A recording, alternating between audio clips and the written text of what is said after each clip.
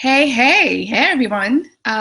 Welcome to Rewind with Ellen. I'm your host, Ellen, and I am joined by my co-host, Ro Carter. Hi, How are you? I'm good. Happy pre-Valentine's Day to you, sir. Happy pre-Valentine's Day to you. What, Right? what what you got on over there? What you wearing? Well, I I thought it was only fitting to wear something symbolic. So it says love speaks louder, apparently. That's what they say. All right. That's what the people say, and it's such a fitting saying just based on what we're talking about today, which is Malcolm and Marie. We thought we would just give the whole episode up to this film and just, have an interesting, very interesting conversation about it. And so here we are. I mean, before we dig in, any updates, anything you want to get off your chest? How have you been? What's going on with you? I just want to say on behalf of all men and black men, we are not like this. Like what? Like what we're about to discuss. Like Malcolm? Yeah. That's why I just want to put that out there.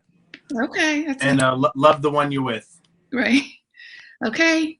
From your mouth to God's ears. Yeah, I'll echo that sentiment. So let's just dive in. Today is all about Malcolm and Marie. I mean, everyone, I think everyone knows about this, and most people have watched it, or if not watched it, you've certainly heard about it through social media or what have you. So Malcolm and Marie was written by Sam Levinson, written and directed by Sam Levinson, and it's starring Zendaya and John David Washington, who they both produced this film as well.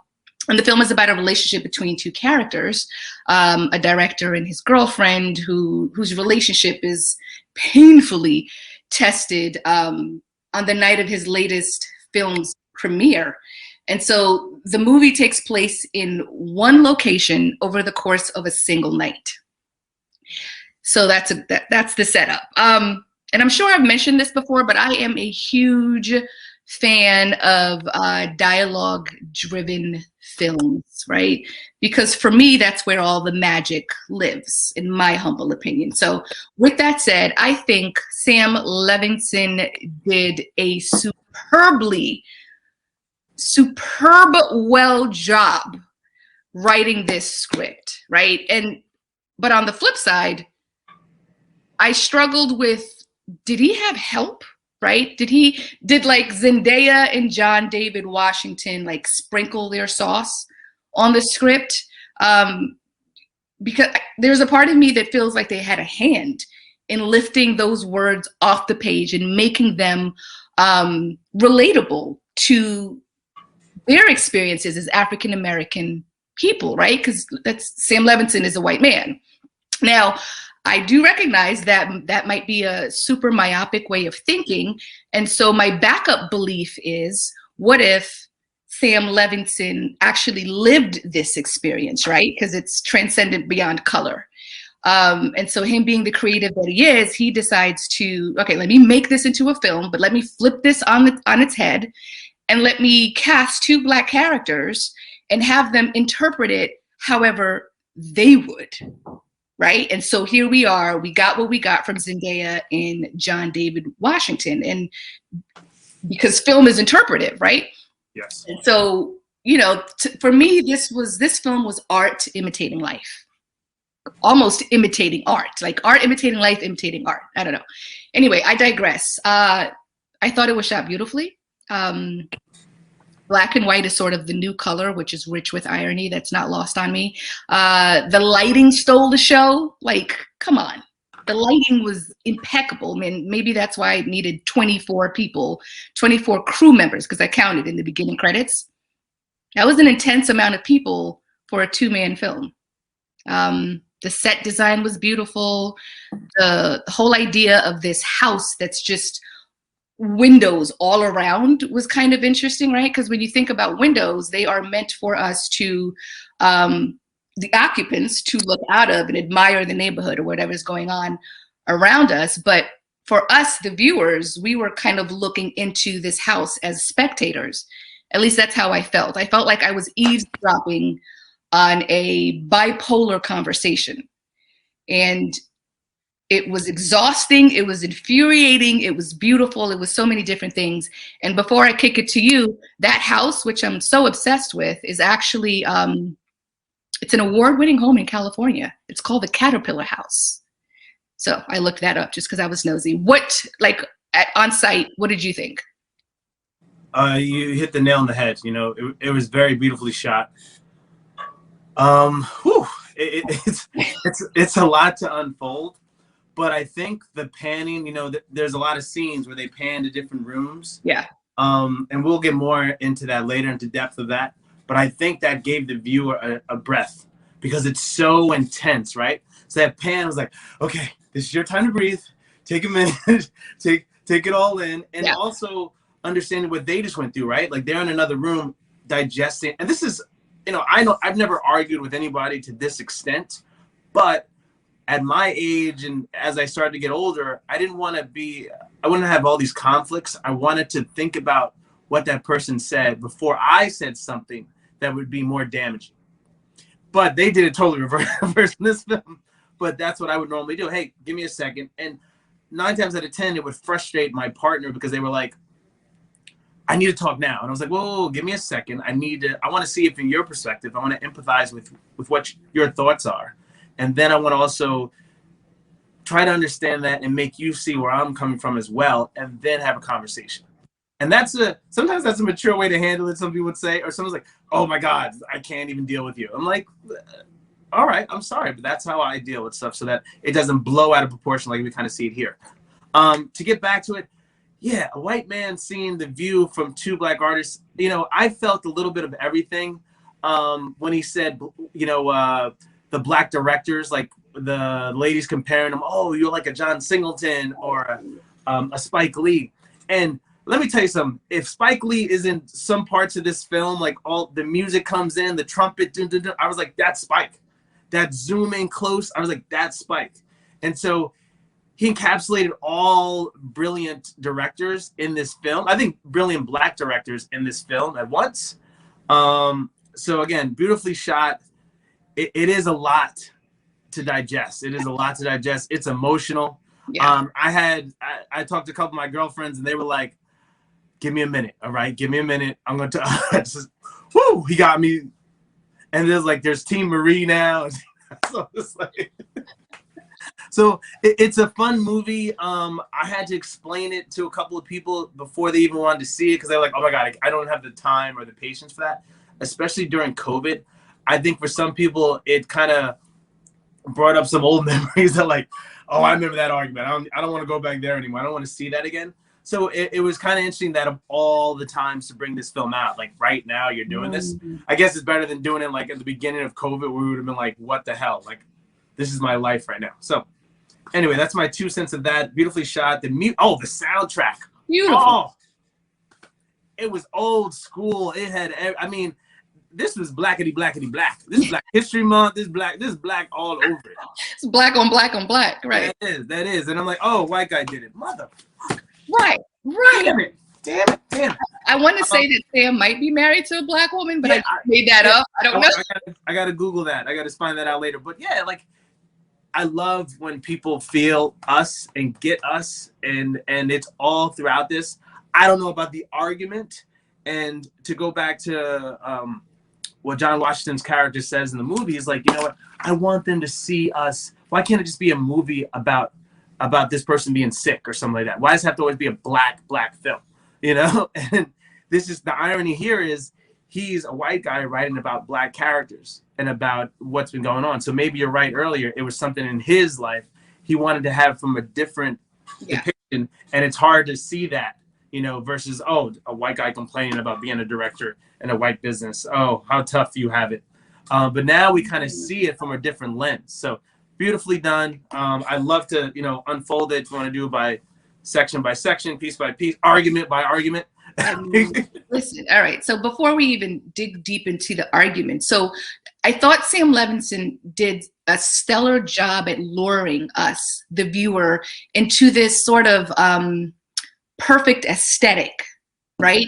The house is beautiful, the outside and the inside. The 2 characters outwardly are gorgeous, not a hair out of place. It's just total perfection. And then once we start to unpack these characters is when we start to realize, like, oh, wait a minute, all is not perfect in this sort of cookie cutter life that, you know, has been built for them or by them. I don't know. But two words that just kept coming up in my mind was just dysfunction junction, right? That's Because, hey. right, because when you think about how Junction. we as people work so hard to keep up appearances, meanwhile Rome is burning in the Yeah. freaking background, and we try so hard, or at least we hold that in so much, not only from the outside world, but from our partners, when that's who we should be talking to about how we feel, right? Yeah. So with that said, Zendaya and John's characters were, the chemistry was off the charts. It was palpable. It was raw. They owned the screen. And like, we knew they were great actors before this, but something about this movie has sort of like taken it to a whole other level. There were moments where I saw Denzel in John David Washington, in Oh. the inflection in his voice and how he moved, like how he like positioned his head as he was reacting or responding. And my God, Zendaya, she was a powerhouse. Listen, she has mastered the art of just showing emotion, just through facial expressions in a way that's so unique. Like, I don't know that I've seen that. And for her to be what, only 25, and to be able She's to, a robot. She right, is a robot. right, that's exactly I'm convinced it. she's a robot. I'm convinced she's a robot. That's exactly it. All right, so that aside, ultimately this film was a trigger for me, right? And I know there's a shit ton of women out there, and also All right. men, that relate to that. And that's kind of what sent me down this rabbit hole of maybe Sam Levinson went through this before. And so that's why this feels so real. I've literally lived this relationship, right? So it verbatim, down to certain words, down to certain things that we say to each other. And so I looked at it from two different lenses. Okay. And I had to watch this. I've watched this 4 times over the course of, since Friday till today. And each time I've watched it, it's been different emotions. The last time I watched it, I was angry. I don't know why. I wasn't angry the first time I watched it. So it's weird. It's evoked a lot of different emotions. Now, I know you mentioned that you haven't experienced this sort of thing, but from the women, from the friends that you spoke to, did any of them identify? Yes, a lot of women identified with dating men like that. Wow. Okay. Yeah. And, Okay. and I was like, okay. And I was like, really? And it's like, yeah, at that age, I wasn't mature enough to understand what was going on. Like my vocabulary was there. I'm smart, but I wasn't smart enough to understand. Like the maturity level was, I'm a mature woman, but not maturity level to understand that they're literally beating me up so that I feel. And again, we always see abuse as physically. I think men do. Women are more sensitive because they're usually on the other end of that. And it happens in lesbian relationships as well. You know, there is a mental and physical abuse. But men really see it one way, like, oh, I can only abuse you if you see a bruise on you. There's a mental abuse that we don't see that, and that holds a scar, you know, that lasts way longer than any physical abuse. And because we can't see it, we don't really understand that. So you see this throughout the whole movie of just his character, like, oh, you're psychotic. You don't know. I was like, yo, listen, I called 2 women in my life. This is in my college years. Crazy. I got smacked by one, and the other one hit me upside my head. My head hit the wall. And I was like, all right, Wow. I'm going to, yeah. Yikes. I've never been physical. I think my sister, that was it when we were younger. But I've never touched a woman in my life. So, and I know when he said psychotic, I actually hid because something triggered in my body. I was like, oh, man, going to get hit. But that also shows the maturity and her age, right? They met when she was 20. And then trying to adapt over the time, recovering. I mean, I felt like that was her HBO character a little bit, and she just added on to that. And that was intentional. Yeah. That was intentional. So that relationship is just, I mean, I want to start just on one thing here. When he starts the scene and they're coming back in, he's feeling, it's like, oh, baby, everything was going right. He's like, we did it. We did it. I'm feeling a little wavy because we fucking did it.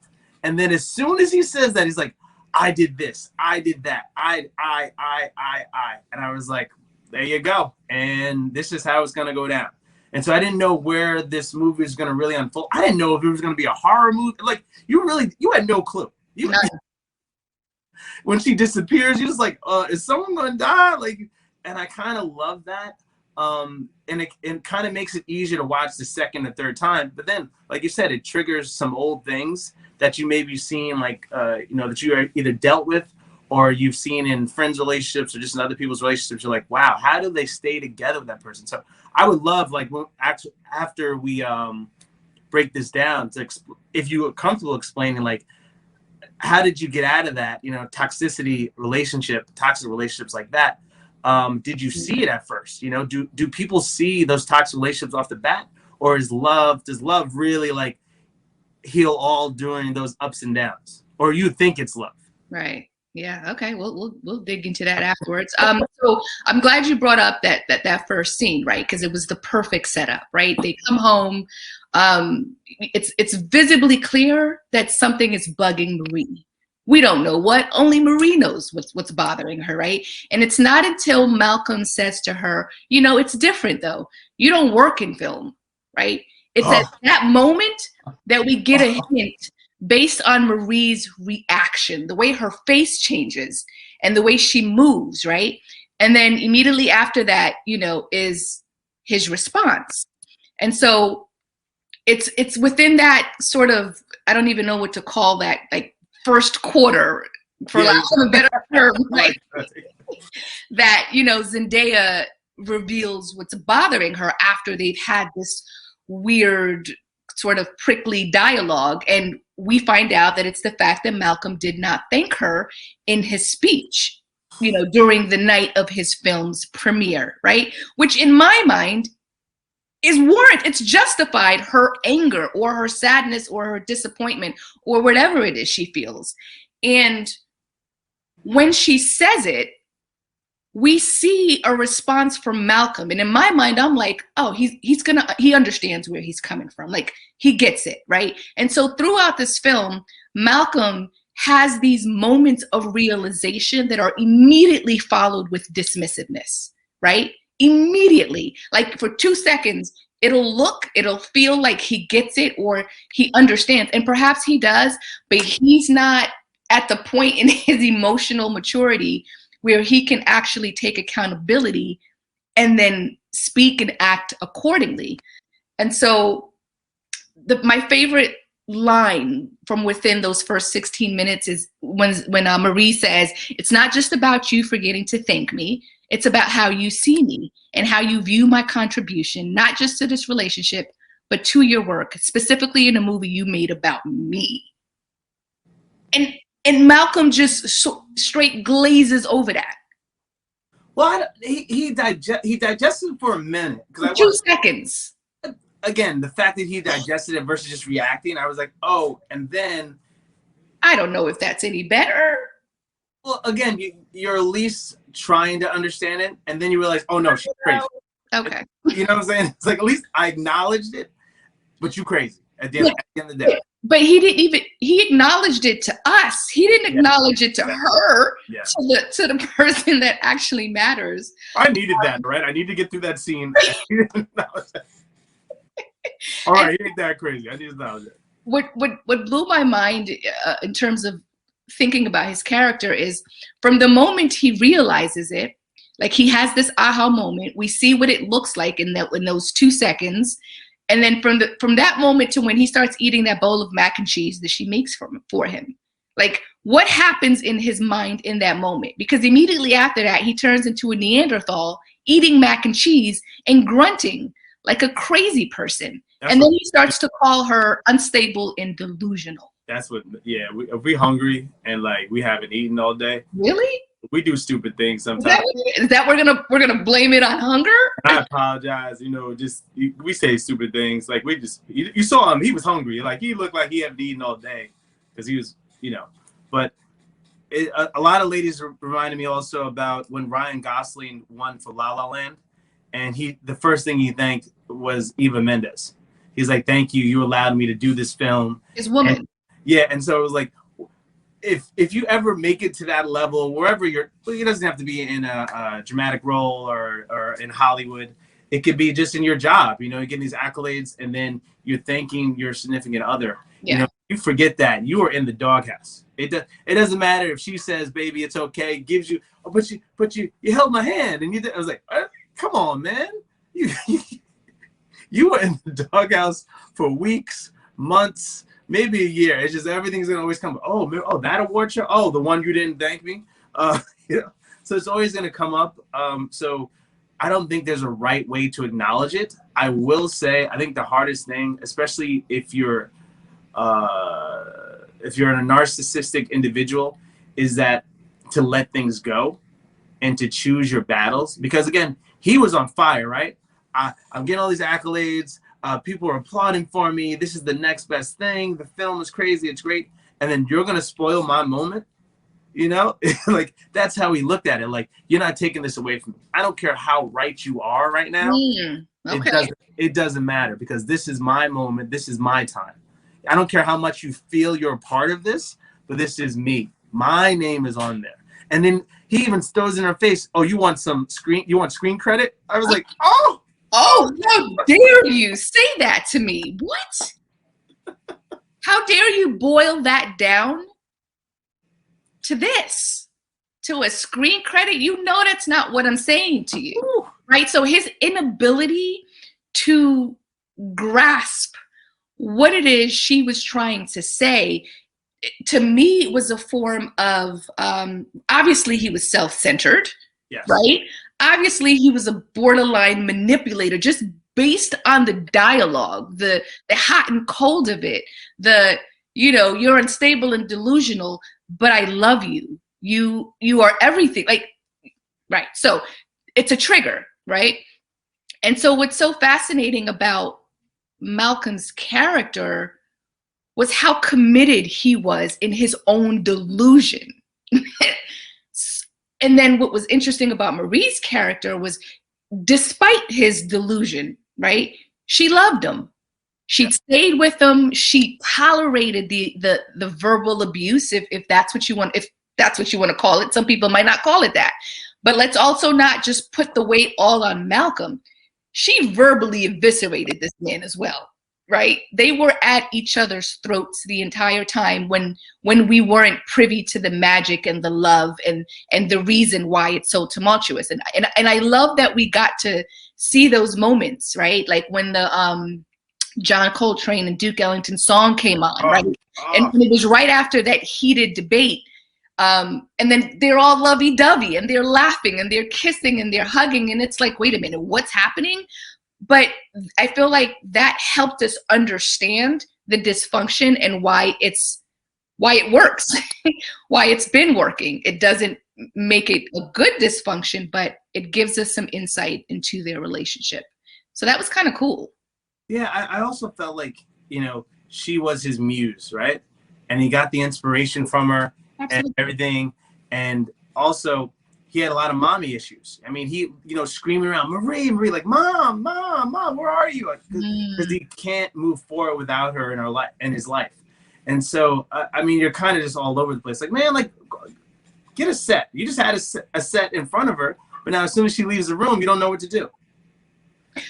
Which is crazy, because fast forward towards the end of the movie, when he goes for the jugular as she's sitting in the bathtub, he makes a point to tell her, I don't need you. You need me to need you. Mofo, you are the main person in this relationship who's acting like a little boy who's in need of his mother. You called it by saying mommy issues, right? And so that goes back to manipulation, right? You use your own trauma, whatever that might be, and you project that shit onto your partner.